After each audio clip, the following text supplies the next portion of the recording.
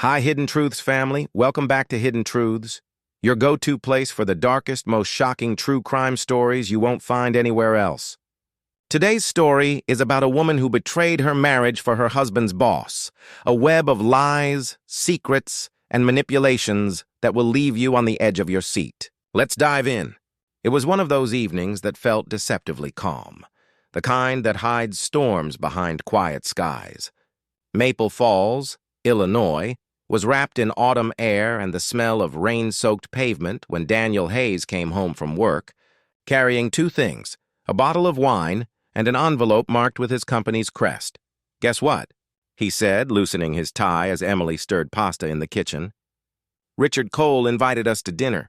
His place. Tomorrow night." Emily turned, her brows lifting slightly. "Richard? Your boss, Richard?" "Yeah. Apparently he hosts these small dinners for his senior team and their spouses. Said he wanted to meet you." Her lips curved into a smile, the kind that carried both curiosity and unease. "That's nice," she said softly, though her tone didn't match her words. Daniel didn't notice. He was proud. After years of late nights and quiet sacrifices, being invited into Richard's world meant something. Cole Investments was more than a job. It was his ticket to the life he'd promised Emily, the kind they'd once dreamed of in a one-bedroom apartment when they were newly married. The next evening, they drove 30 minutes north to Briarwood Estates, a gated neighborhood of white pillars and manicured lawns. Richard's mansion stood at the end of a cul-de-sac, glowing with warm, golden lights. Emily exhaled as they parked. "This is intimidating," she whispered, adjusting her coat. Daniel reached over, taking her hand. "Just smile. Be yourself. You'll charm them all." Inside, the house was a symphony of wealth. Glass chandeliers, marble floors, quiet music humming in the background. Richard Cole greeted them at the door, tall, confident, his salt and pepper hair perfectly styled, his handshake firm. "Daniel," he said, voice deep and measured. "Good to finally meet the woman behind the man." His eyes shifted to Emily, studying her, not with politeness, but with an intensity that lingered a second too long. Emily's smile faltered. "Thank you for having us," she said, brushing off the feeling. Dinner unfolded under soft candlelight and expensive wine. Richard spoke about markets, politics, and the art of control, how power wasn't just about money, but about knowing people's weaknesses. Daniel admired his intellect. Emily stayed quiet, observing him, his confidence, his subtle arrogance, the way he looked at her when Daniel wasn't watching. Halfway through the meal, Richard leaned in slightly, lowering his voice as he poured Emily more wine. "You must get lonely sometimes with Daniel working such long hours," he said. Emily blinked, caught off guard. "Oh, no, I manage," she replied with a polite smile, but Daniel didn't catch the undertone. He was too busy discussing a promotion that Richard hinted might be closer than you think. When dessert arrived, the atmosphere softened. Laughter replaced formality. Richard's wife, a quiet woman named Linda, excused herself early, leaving the three of them alone. Emily noticed how Richard's attention sharpened the moment his wife left, how his eyes traced her movements, how his tone deepened when he asked about her interests. She tried to ignore it. She reminded herself it was just dinner, just conversation. But deep inside, something stirred. A mix of flattery and discomfort, a feeling she couldn't quite name. When they finally stood to leave, Richard walked them to the door. Rain had begun to fall outside, soft and steady. He helped Emily with her coat, his hand brushing her arm longer than it should have. "Drive safe," he murmured, his eyes holding hers. For a brief second, the world fell quiet. No thunder, no wind, just the sound of her heartbeat. She forced a smile, whispered thanks, and stepped into the rain. In the car, Daniel hummed to himself, pleased. "That went well, huh?" Emily nodded, looking out the window. Raindrops raced down the glass like falling tears. She told herself she was imagining it, the way Richard looked at her, the way it made her feel. But the next morning, her phone buzzed with a message from an unknown number. "You looked beautiful last night." The text sat on her screen like a spark waiting for oxygen. "You looked beautiful last night." Emily stared at it for a long time, her thumb hovering above delete. She could almost hear Daniel in the shower upstairs, humming softly, oblivious.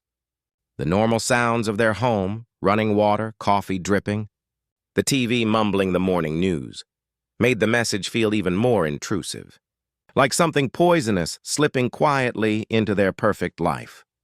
Her first instinct was denial. Maybe it was a wrong number. Maybe a prank. But a second later, another bubble appeared. "Dinner was the best part of my week." And then, almost teasingly, "Does Daniel know how lucky he is?" Her pulse kicked up. She knew that tone. Richard Cole. Emily's heart hammered as she set the phone face down. It vibrated again, insistently, as if daring her to look. She didn't reply. Not that morning. Not the next. But curiosity, that slow, invisible corruption, began to work its way in. By the third day, she told herself she would answer just once, just to end it. "You shouldn't text me," she wrote. A few seconds passed before his reply arrived. "I know, but I can't stop thinking about you." She exhaled sharply, guilt pressing against her ribs. Yet beneath that guilt was a dangerous flutter, a thrill she hadn't felt in years. At the office, Daniel was glowing. His boss had been unusually generous since the dinner, promising a new client account and hinting at a management role. He couldn't stop smiling about it. "See?" he told Emily over dinner one night. "I told you Richard liked us." Us, she thought bitterly. Her appetite vanished. Later that night, when Daniel fell asleep on the couch, Emily scrolled through her phone again. Richard had sent another text earlier. "You looked nervous that night." "I like that about you." She typed and erased her reply 3 times before sending it. "You shouldn't say things like that," he answered instantly. "Then tell me to stop." She didn't. Over the next few weeks, the messages grew bolder. He'd compliment her voice, the way she dressed, the small freckle near her collarbone he'd somehow noticed. Every word made her feel simultaneously alive and filthy. During the day, she was Daniel's loving wife, making breakfast, talking about mortgage payments, smiling at neighbors. But at night, she became someone else entirely, the woman Richard Cole could unravel with a single sentence. Sometimes she'd silence her phone, lock it away, swear she was done. Then, just before bed, she'd check it again, and there it was, waiting. "Can I see you?" "Just coffee, nothing more." She said no again and again until no lost its meaning. Daniel began to notice the small things first. The way Emily flinched when her phone buzzed. The sudden need for privacy, the new passcode, the phone turned face down. The late-night walks for air.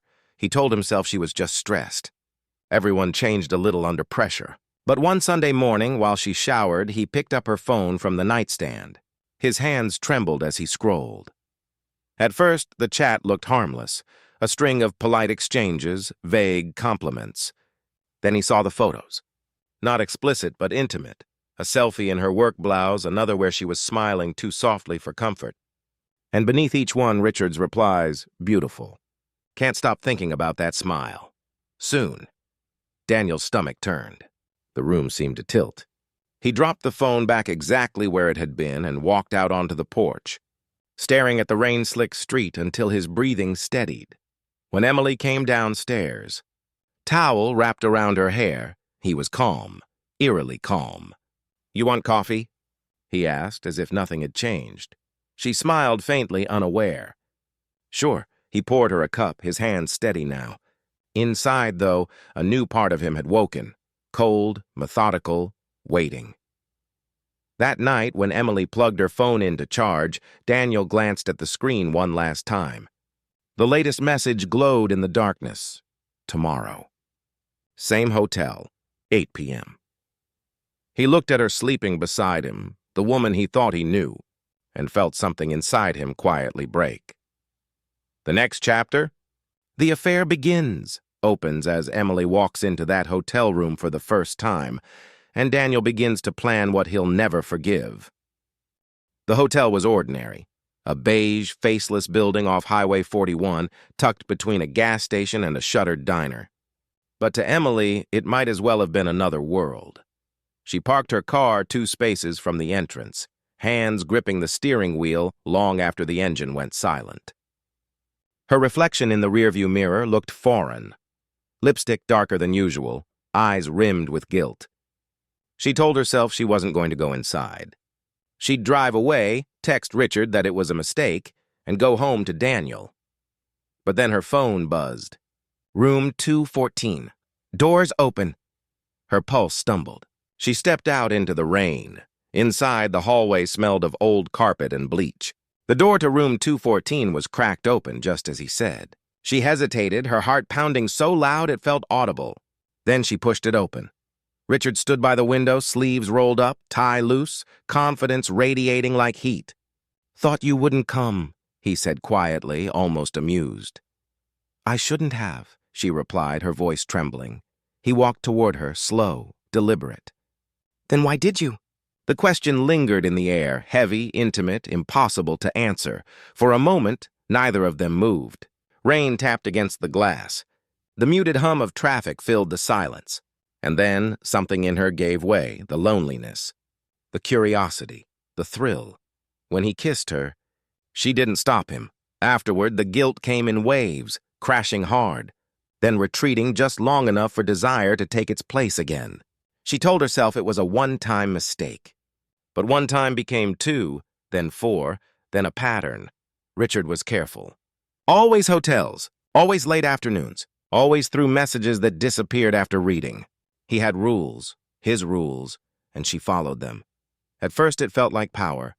He made her feel chosen, desired, alive in a way Daniel hadn't in years. But slowly, that feeling twisted into something else. Possession, control. He started to notice what she wore, how often she replied, even when she logged on to social media. If she didn't respond quickly, his texts grew sharp. "Don't ignore me, Emily. You know I don't like waiting." She laughed it off to herself, said it was part of his charm, until it wasn't.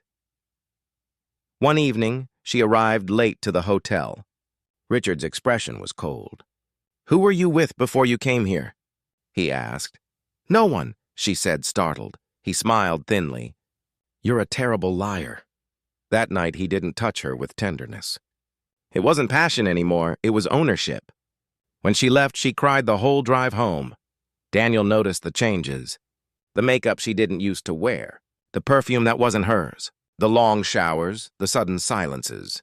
He didn't confront her, not yet. Instead, he observed, collected, waited. He started leaving for work early, coming home at odd hours. Sometimes he'd drive past her office just to see if her car was there.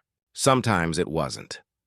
One night while she slept, he opened her purse and found a folded hotel receipt. The date matched one of her supposed book club nights. His hands shook, but his face remained expressionless. The pieces were falling into place, each one cutting deeper. The next afternoon, Emily sat at her vanity, staring at herself again. That same mirror, that same stranger. Her phone buzzed. A message from Richard. "Bring the blue dress tonight. The one Daniel likes." Her stomach turned. For the first time, she hesitated. Really hesitated. She typed, "I can't keep doing this," but deleted it before sending. She didn't know that Daniel was already planning his own secret. He'd followed her once before. He knew where the hotel was. That night, while Emily drove to room 214, Daniel parked a block away, watching her silhouette disappear into the rain. He didn't know what he'd do next, only that something inside him had snapped beyond repair. The next morning, an anonymous email lands in Daniel's inbox. "Check your boss's drive." The email arrived at 2:17 a.m. Daniel had been awake for hours, sitting in the glow of his laptop, scrolling through spreadsheets that no longer mattered. Emily was asleep upstairs, her soft breathing barely audible over the rain outside. He wasn't sure what he was looking for. Evidence, maybe, or a reason to stop loving her. When the notification chimed, it startled him. From unknown securemail.net. Subject, Check your boss's drive. No message body. No signature. Just that single line. He hesitated before clicking. The link led to a company cloud login screen. Daniel's heart raced. Whoever sent it knew his work system, his world. He entered his credentials, praying it wasn't a trap. The screen loaded slowly. Folder after folder appeared. Most were standard client files, but one was different. Private? Do not open. Daniel's hand hovered over the mouse. He thought of Emily, her distant eyes. Her phone locked with a new passcode, the perfume that didn't belong to her. He double-clicked. Inside were several video thumbnails, each named only by a date. The most recent was from 2 weeks ago. He clicked it. At first, the video was grainy, a dimly lit hotel room. A woman entered, her back to the camera. Daniel's throat tightened. He didn't need to see her face. He knew the way she moved, the nervous way she tucked her hair behind her ear. Emily. And then Richard appeared. Confident, calculated, like a man who knew exactly what power looked like. The camera angle shifted slightly, almost as if it had been intentionally placed. Daniel couldn't watch more than 30 seconds. He slammed the laptop shut, bile rising in his throat. The room felt smaller, the air heavier. He wanted to scream, to break something, but instead he sat there, frozen. Not in anger, but in disbelief. It wasn't just the betrayal. It was the precision of it. Richard had recorded everything. Not out of passion, but possession. Daniel reopened the laptop, hands trembling. He opened more files. Different women, different rooms. All the same pattern. Richard's voice, calm and manipulative, women nervous and compliant. This wasn't an affair. It was exploitation. He copied everything onto a flash drive and hid it inside the hollow base of a lamp on his desk. Then he wiped the browser history, deleted the email, and sat back, staring at nothing. For the first time in weeks, his mind felt clear. The next morning, he went through his routine as if nothing had changed. Coffee, shower, work clothes. Emily greeted him with a kiss on the cheek, and he let her. He smiled back even. "Big day?" she asked. "Yeah," he said quietly. "Something like that." When she turned away, his expression hardened.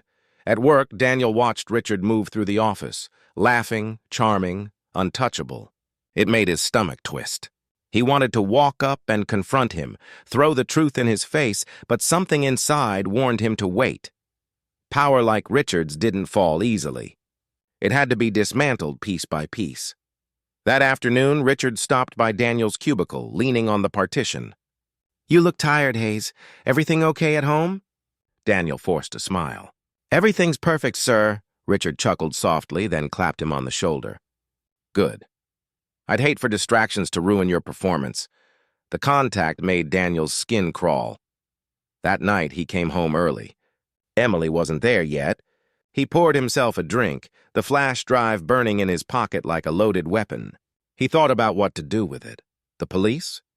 The media? Or maybe something more personal. When Emily finally walked through the door, drenched from the rain, she looked surprised to see him. "You're home early," she said carefully. He smiled faintly. "Yeah, just wanted to have dinner together." He watched her set down her purse, unaware that everything had already changed. Upstairs, the flash drive sat hidden, waiting. The next morning, Richard discovers someone accessed his private files, and Daniel knows the game has begun. Richard Cole had always been in control of his company, his image, and the people beneath him.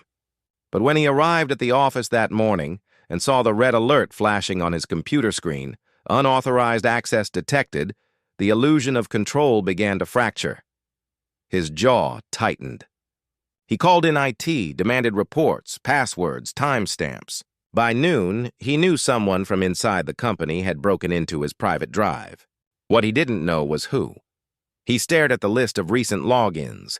One stood out. D. Hayes. For a moment, his mind went blank. Then a slow, dangerous smile crept across his face. That evening, Daniel sat alone at the kitchen table, pretending to read the paper. He'd been expecting this moment, the silence before a storm. Emily was upstairs getting ready for bed, unaware of the tension crawling under the surface of her own home. The doorbell rang. Daniel looked up, heart hammering. Through the frosted glass, he could make out Richard's silhouette, confident, casual, the kind of man who'd show up uninvited just to prove he could. He opened the door without smiling. "Richard, what a surprise." Richard stepped in, rain glistening on his coat. "Evening, Daniel. I was in the neighborhood. Thought I'd stop by." His tone was polite, but his eyes were sharp. "We need to talk." Daniel gestured toward the living room. "Of course. Emily's just upstairs." "Good," Richard said, almost smirking. "I'd love to say hello."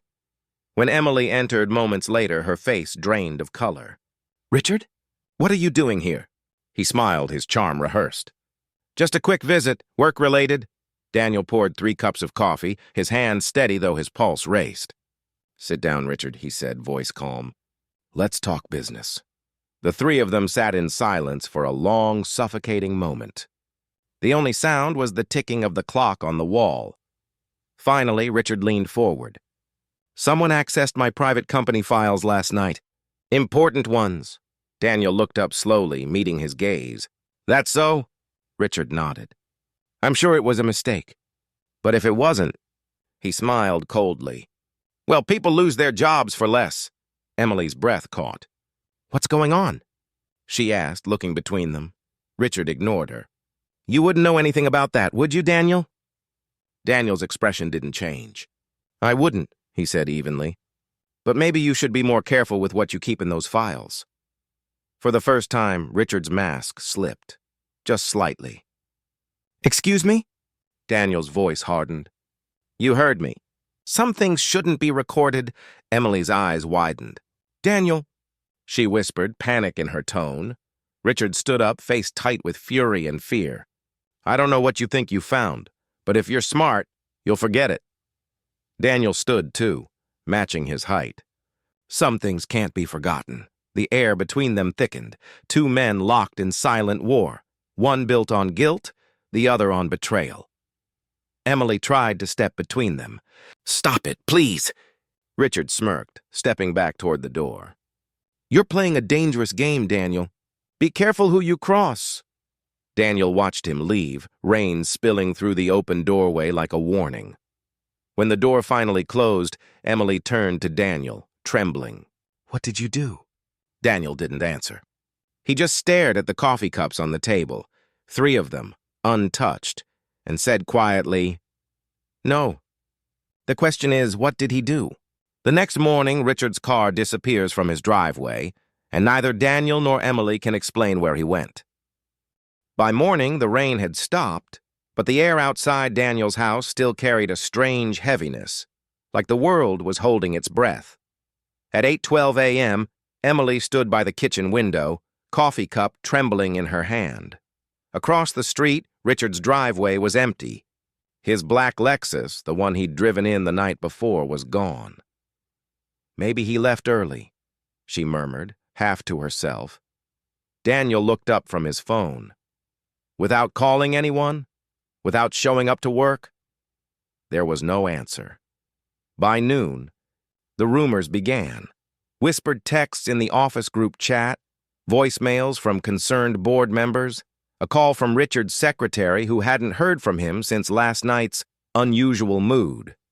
And then came the sheriff's car.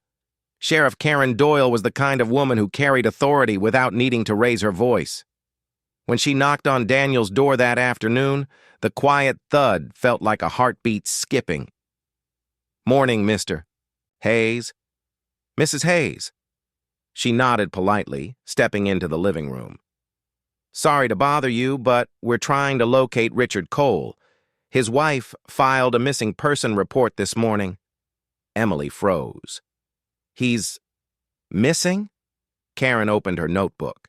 "Last seen leaving his home around 9 p.m. His phone's been off since then. You 2 were among the last people to see him, correct?" Daniel's throat tightened. He forced himself to meet her gaze. "He stopped by last night. Said it was work-related. We talked for a while, that's all." Karen scribbled something down. "What time did he leave?" Daniel hesitated. "A little after 9. "Did he seem upset? Angry?" Emily spoke up, voice unsteady. "They argued. About work. But Richard left on his own. I swear he was fine." Karen looked between them, her expression unreadable. "If anything comes to mind, any detail, no matter how small, call me." She handed over her card. "These things have a way of resurfacing in memory." That night, the neighborhood was alive with flashing lights. Reporters camped outside Richard's mansion, microphones ready. A helicopter circled above the quiet suburb like a vulture. Emily watched the news in silence. A picture of Richard smiling beside his wife filled the screen. The anchor's voice was somber. "Local businessman Richard Cole has been missing for over 24 hours. Authorities are calling the circumstances suspicious." Daniel sat beside her, expression cold, unreadable. "They'll find him," she whispered, though her tone sounded more like a prayer than a statement. "Maybe," he said softly, "or maybe he doesn't want to be found." Emily turned to him, eyes wide. "What's that supposed to mean?" Daniel didn't answer. He just stood and walked to the window, staring at the police cars reflecting red and blue against the glass. "People like Richard. They make enemies. Secrets catch up eventually." 2 days passed. No car, no phone signal, no trace. Then, on the third morning, a jogger found tire marks near Lake Elmwood, deep grooves leading toward the water's edge. By the time divers arrived, the air was thick with reporters. The lake was calm, almost deceptively so. When they pulled the black Lexus from the muddy depths, the crowd went silent. The driver's seat was empty. No blood. No body, just Richard's phone in the glove box, wiped clean. That evening, Emily sat on the edge of her bed, hands shaking as she whispered, "He's dead, isn't he?" Daniel looked at her for a long moment before replying. "Missing," he said quietly. "Dead means closure. Missing means the story's still being written." He turned off the lamp. In the darkness, only the sound of Emily's quiet sobs filled the room. Outside, the night wind carried the faint echo of police radios and rippling water, as if the lake itself was whispering secrets it wasn't ready to give up. The next morning, Sheriff Doyle knocks again, but this time she isn't asking questions. She's holding something she found in Daniel's office. The knock came just after sunrise. 3 slow raps. Steady, deliberate, the kind that made Emily's stomach twist before she even reached the door. Sheriff Karen Doyle stood on the porch, her expression grave. She held a sealed evidence bag in her gloved hand. Inside it, a small silver USB drive. "Mr. Hayes," she said evenly, "we found this in your office drawer, labeled RC Private. You want to tell me what that means?" Daniel froze. His eyes flicked to Emily, then back to the sheriff. "It's from a work project. Old files." Karen studied his face for a long moment. "Mind if we take a look?" He hesitated. "You'll need a warrant." Her jaw tightened, but she didn't argue. "We'll get one." She turned to leave, but before stepping off the porch, she said, "By the way, we got a call this morning. Some kids found something out near Hollow Creek." Emily frowned. "Found what?" Karen's eyes met hers. "A body." By noon, the woods near Hollow Creek were swarming with police tape and forensic teams. The air was thick with the smell of pine and damp earth, the ground littered with footprints and broken branches. Reporters had already arrived, buzzing like flies around a carcass. Daniel stood at the perimeter, arms crossed, trying to look like a concerned citizen instead of a man whose heart was pounding against his ribs. When Sheriff Doyle returned from the scene, her boots were muddy, her face pale. "It's him," she said quietly. Emily's hand shot to her mouth. "Oh my God!" "Richard Cole," the sheriff continued, "or what's left of him. The official report said he'd been dead for days. Decomposition made identification difficult, but dental records confirmed it. His car might have been staged. Someone had wanted the police to think he drowned. The discovery broke the illusion of peace in their perfect suburban town. Neighbors whispered, co-workers wept, and the company halted operations. But beneath all the public grief, something darker stirred. Because whoever killed Richard hadn't just wanted him gone, they'd wanted his secrets buried too. 2 nights later, Emily couldn't sleep. The house felt colder, quieter, as if it was listening. She sat in the dark living room, the glow from the TV flickering across her face. The news anchor's words blurred together. Investigators are exploring multiple suspects, including business rivals and personal acquaintances. Personal acquaintances. The phrase repeated in her mind like an accusation. Behind her, a floorboard creaked. She turned. Daniel stood there, half in shadow. "You're up late," he said softly. "I can't stop thinking about it," she whispered. "He was here, Daniel. In this house. Then he was found in the woods." Daniel walked closer, his face unreadable. "You think I had something to do with it?" Her silence was answer enough. He smiled faintly, but it wasn't a warm smile. "You forget, Emily, he blackmailed me." "He blackmailed you. Maybe he finally pushed the wrong person." Her voice trembled. "Who?" Daniel didn't answer. He just picked up the remote and turned off the TV, plunging the room into silence. The next morning, the sheriff called again. "Mr. Hayes, we need you to come down to the station." Daniel's grip on the phone tightened. "What's this about?" "We've gone through the USB drive," she said. "And there's something you should see." Daniel's mind raced. The files he'd copied. The evidence he thought he'd deleted. He hung up slowly and looked at Emily, who was standing by the stairs, her face pale. "They found something," she whispered. Daniel nodded, voice low. "Yeah, and whatever it is, it's going to change everything." That afternoon, as the sheriff's SUV pulled up outside their house, Emily watched from the window. Her reflection trembled in the glass, fractured and ghost-like. Somewhere deep in the woods beyond town, yellow tape still fluttered in the wind. The case of Richard Cole's death was officially open, but the truth, whatever it was, hadn't surfaced yet. And Daniel Hayes knew one thing for certain. Once it did, there'd be no going back.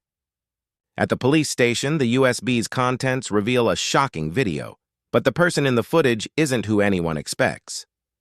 The fluorescent lights buzzed overhead, harsh and unyielding. The small interrogation room smelled faintly of bleach and old coffee, the walls bare except for the metal table and 2 chairs.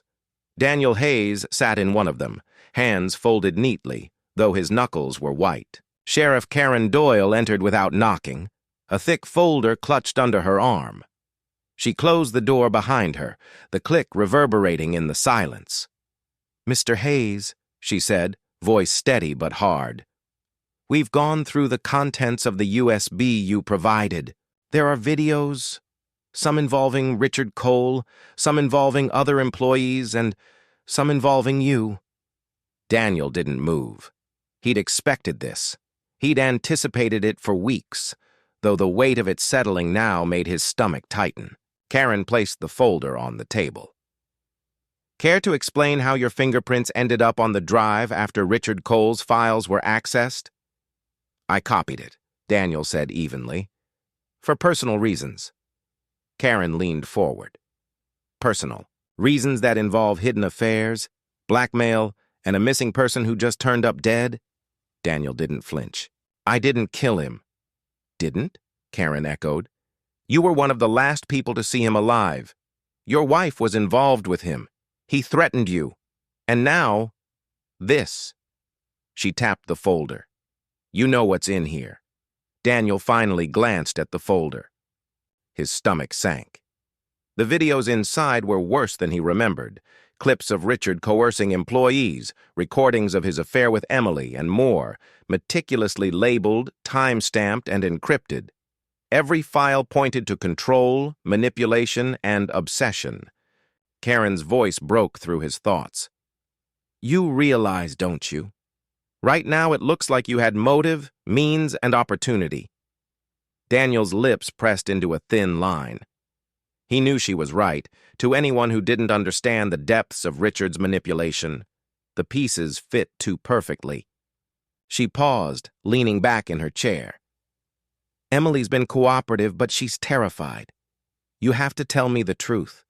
Did you confront him? Did something happen last night? Daniel looked at her, dark eyes calculating.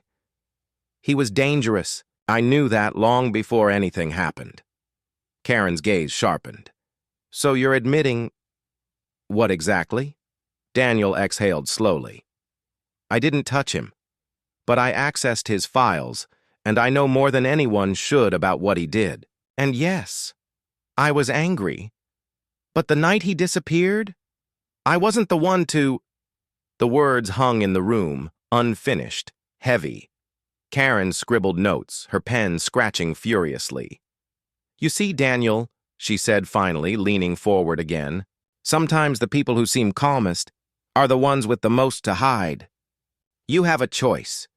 You can be honest now, or we'll find out everything eventually. Daniel's jaw tightened. He remained silent. The sheriff sighed. We'll take it one step at a time. But right now, you're our prime person of interest. Until we know more, you're not leaving this station. Daniel nodded slowly, voice low. I understand. She stood, gathering her folder. We'll continue this tomorrow. Get some rest. You'll need it. The door closed behind her, leaving Daniel alone. He leaned back, staring at the ceiling, thinking about Emily upstairs, about the flash drive hidden in his desk at home, and about Richard Cole, missing, then found, but leaving behind a trail of secrets that could destroy more than one life. In the corner, the clock ticked steadily, each second a reminder that time was running out, and Daniel knew, deep down, that when Sheriff Doyle returned tomorrow, nothing would be the same. The next chapter reveals Emily's growing suspicion and Daniel's internal struggle, forcing him toward a confession that could change everything. The house was eerily silent that evening, the kind of quiet that presses against your chest, making each breath deliberate and shallow. Emily stood in the kitchen, staring at the sink, hands wrapped around a coffee mug that had long since gone cold. Her mind was spinning, trying to process the revelations Daniel had reluctantly shared in fragments. He had admitted to accessing Richard's files. Everything else was still hidden. The parts that could ruin or save them depending on how the pieces fell. Emily had always believed Daniel's moral compass was steady. She had believed in their marriage. She had been wrong, and now, after weeks of betrayal, she was beginning to realize something far more disturbing. Richard hadn't just corrupted her, he had corrupted them both, in different ways. Earlier that day, while Daniel was at the station, Emily had gone through the hidden flash drive.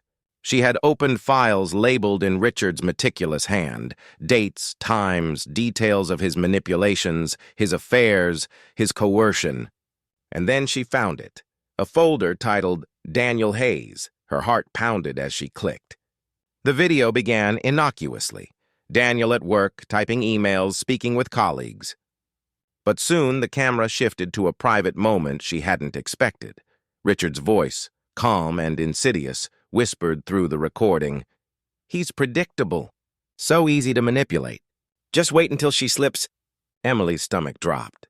The camera angle revealed Daniel entering her home, carefully, cautiously, ensuring no one noticed.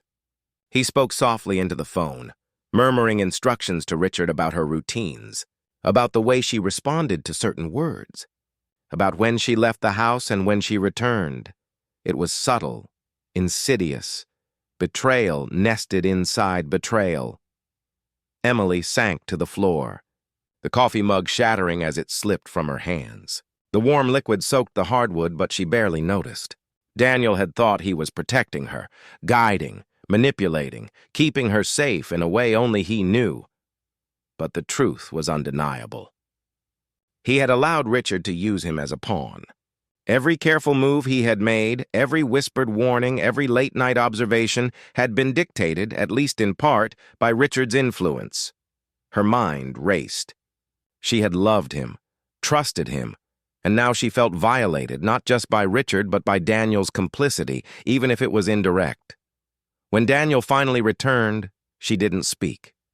She just stood at the doorway, staring at him with wide, tear-filled eyes. He sensed the change immediately. "Emily!" he began softly. She shook her head, cutting him off. "Don't!" Her voice was low, trembling. "I know everything. The files, the recordings, the instructions. You let him do this." Daniel's face tightened. I never wanted—" "You did," she interrupted. "In a way you don't even realize. I trusted you." "I trusted us." He sank into the chair at the kitchen table, head in his hands. For the first time, Daniel's control faltered. The weight of his actions, his silence, his mistakes, and his indirect betrayal crashed over him like a tidal wave. Emily knelt beside him, a strange mixture of sorrow and anger twisting her chest. "How are we supposed to fix this? How do we even begin to trust each other again?" Daniel looked up, his eyes shadowed, haunted. "I don't know," he whispered. "But I swear, I'll make it right, somehow."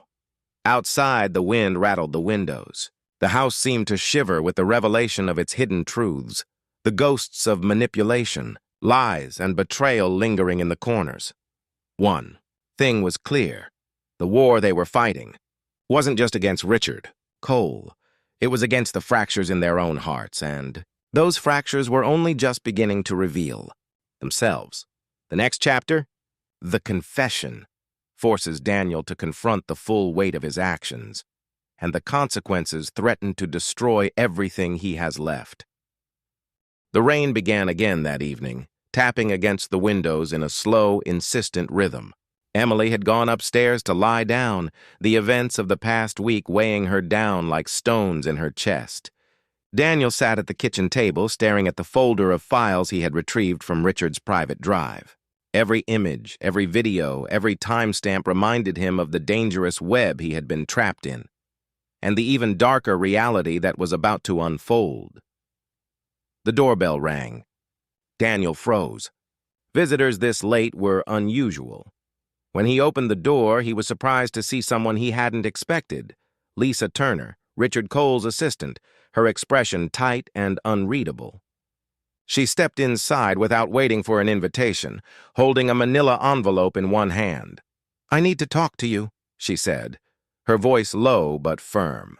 "And I need you to listen carefully." Daniel motioned for her to sit. "Lisa, this is unusual. What's going on?" She opened the envelope and pulled out a stack of documents and printed emails. "Richard wasn't just controlling people through charm and coercion," she began. "He kept files on everyone.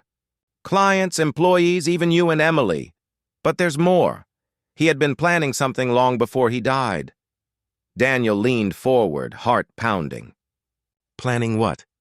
Lisa hesitated, her eyes flickering toward the staircase where Emily had gone. "He had a system. Threats, bribes, blackmail, and a contingency plan if he ever got into trouble. Part of that plan involved you, Daniel. He believed he could manipulate you into doing things for him without your knowledge, and he left behind instructions to make sure that happened even after he was gone." Daniel's stomach turned. "Instructions?" "Yes," Lisa said, placing a folded sheet on the table. "He had notes, emails, even videos. If anything happened to him, the instructions were to be implemented. And some of those files could make it look like you were responsible for his disappearance." Daniel's hands shook as he rifled through the papers. His worst fears were confirmed. Richard had created a perfect narrative to frame him. Everything, the files, the videos, the manipulation of Emily, the missing car, had been designed to incriminate him, to destroy him completely. "And there's more," Lisa added, her voice dropping further. "Emily doesn't know the half of it. He planned to blackmail her emotionally and legally to ensure she stayed loyal to him, even in your absence. He counted on fear, trust, and your love for her to keep his plans intact." Daniel stared at the ceiling, realization settling like ice. Every subtle suggestion, every whispered warning, every late-night observation he had made to Emily had been a shadow of Richard's control. The betrayal ran deeper than he could have imagined. He had been caught in a game he hadn't even realized he was playing. Lisa's gaze met his. "You need to act carefully. The files, the emails, everything you found, they're dangerous. But now you know the truth. You have a chance to stop him from controlling your lives any longer." Daniel nodded slowly, the weight of responsibility pressing on him. And Emily? She needs to know the full story, Lisa said quietly. But not yet. You need a plan, and you need to be sure you won't fall into the trap he left behind. Daniel's jaw tightened. The storm outside matched the storm inside him. He knew what he had to do: confront the past, reveal the truth, and protect Emily from a man who had controlled them both, even from beyond the grave. He looked at Lisa, determination hardening in his eyes. Thank you. You've saved us both. I won't let Richard win. Outside, the rain continued, relentless, as if the night itself was washing away the last remnants of the lies, though the path ahead was still shadowed, dangerous, and uncertain. The next chapter, the confession, forces Daniel to confront the culmination of Richard's manipulation and reveal the truth to Emily, with consequences that neither of them could have predicted. Daniel had just finished organizing the files Lisa had handed him. Every folder, every document, every hidden video replayed Richard's control like a relentless pulse in his mind. He thought he understood the full scope of the manipulation, the blackmail, the affairs, the secrets. He thought he knew who he was dealing with. He was wrong. The first knock at the door was soft, almost tentative. Daniel expected Lisa returning for something she'd forgotten. Instead, when he opened it, the figure in the doorway made his blood run cold. Richard Cole. Alive. The man who had been missing, presumed dead, his car found in the lake, now stood in Daniel's living room, wearing a dark trench coat and an expression that blended amusement and menace. His hair was damp from the rain, his eyes sharp and calculating, the same smile he had always used to charm and dominate. Daniel stumbled back. You're alive." Richard's smile widened, slow and deliberate. Surprised? Emily, who had been upstairs, rushed down the stairs, her hand covering her mouth. "Richard, how is this possible?" Richard stepped forward, hands raised, almost theatrically. It was supposed to be convincing. "A staged accident, a missing person report. Even the police bought it. Everyone bought it. And yet here I am," Daniel's mind raced. He glanced at the files, the USB drive, Lisa's warnings, and realized the terrifying truth. Richard hadn't just been manipulating them while alive. He had been orchestrating the aftermath of his own disappearance to tighten control over them, even from beyond the grave. "You think you outsmarted me?" Richard's voice was low, silky, deadly calm. "All that digging, all those videos, all of it was mine. I allowed you to access the files, Daniel. I guided you into thinking you had power. But power? That's mine." Emily stepped closer to Daniel, trembling. Why would you do this?" Richard's gaze flicked to her. "Control, Emily, desire, fear, all the things you thought you saw in him. They were meant to serve me. You, Daniel, you were a pawn, and now seeing the look on your faces." "Priceless!" Daniel's hands clenched into fists.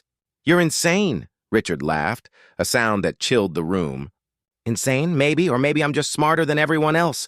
But now the game enters a new stage. I've seen your fears, your guilt, your secrets. And soon the world will see them too." Emily's voice shook. "You won't get away with this." But I already have," Richard said, stepping toward the staircase. "And you'll thank me for it." Eventually. He paused at the doorway, glancing back. "Daniel, Emily, remember, trust is fragile. Betrayal lurks in every corner. And I have plenty of corners left to exploit." Then he was gone, slipping into the night like a shadow, leaving only the echo of his laughter and the lingering dread of what was to come. Daniel sank into the chair, head in his hands, the weight of this revelation heavier than any he had felt before. Emily sank beside him, trembling. This changes everything," she whispered. Daniel nodded, voice low. "Everything." Outside, the wind picked up, rattling the windows like the warning it was. The staged accident, the missing car, the supposed death, all of it had been part of Richard's master plan. And now, with him back in their lives, nothing would ever be the same. The next chapter, the confession and consequences, will reveal Daniel's decisive actions, Emily's confrontation, and the unraveling of Richard's manipulations finally bringing the story to a tense, emotionally charged climax. The house felt smaller that evening, every shadow deeper, every creak of the floorboards louder. Daniel sat at the kitchen table, the files, videos, and notes spread out before him. Emily sat across from him, hands clenched in her lap, her eyes red from hours of silent tears. Richard Cole's reappearance had shattered the fragile sense of control they had fought to reclaim. But Daniel knew the only way forward, the only way to reclaim their lives, was through truth. He drew a deep breath, the silence stretching unbearably between them. "Emily, there's something I need to tell you. Everything. No omissions, no excuses." Her eyes widened. "Daniel, I don't know if I can—" "You can," he interrupted gently, voice low but firm. "You deserve the truth, and I deserve it too, in a way. I've carried this too long, and hiding it isn't protecting anyone anymore."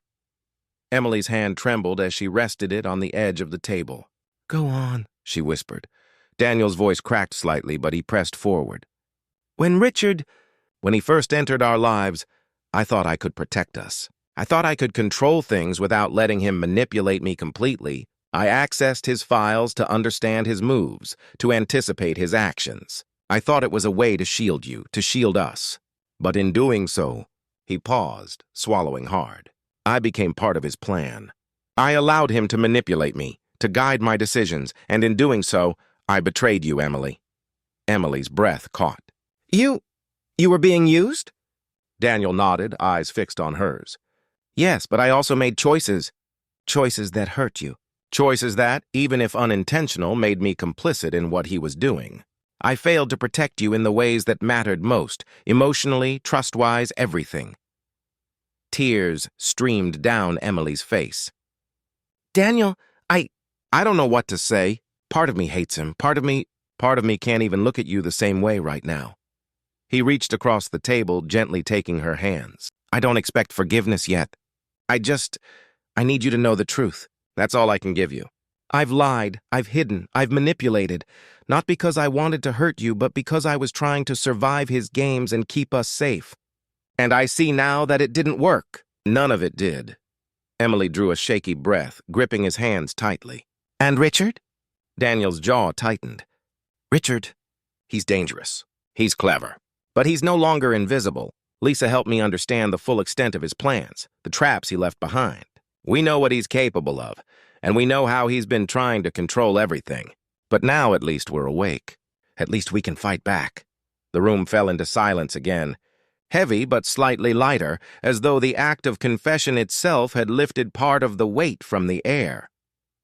Emily leaned forward, resting her forehead against his. "I don't know if we can ever go back to how things were," she whispered. Daniel pressed his lips to her temple. "Maybe not, but we can move forward, together, if we choose to."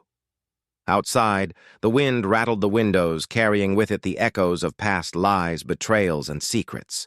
For the first time in weeks, the storm inside Daniel's chest felt manageable. Not gone, but confrontable. He glanced once more at the scattered files, the USB drives, the evidence of manipulation.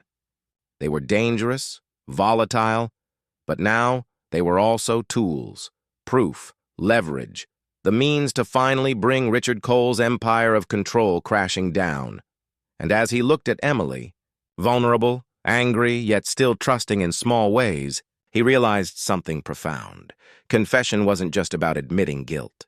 It was about reclaiming life, reclaiming choice, reclaiming trust, even if that trust would take time to rebuild.